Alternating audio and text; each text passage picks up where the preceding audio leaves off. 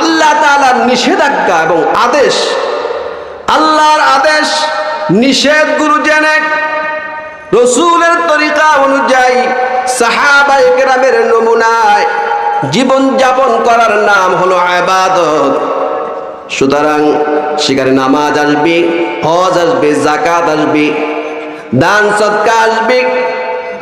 এই ইবাদত গুলোর মধ্যে সীমাবদ্ধ ইবাদত না, আপনার জীবনের প্রত্যেকটা সেকেন্ড, প্রত্যেকটা মিনিট, প্রত্যেকটা ঘন্টা, পুরা মাস, পুরা বছর, পুরা জীবন, প্রত্যেকটা কদমে, প্রত্যেকটা সেক্টরে, প্রত্যেকটা জায়গায়, প্রত্যেকটা সময় আল্লাহ রাব্বুল আলামিন কি আদেশ করছেন, আপনাকে কি নিষেধ করেছেন তা জেনে আল্লাহর আনুগত্য করার নাম হলো ইবাদত। বলুন ঠিক কিনা?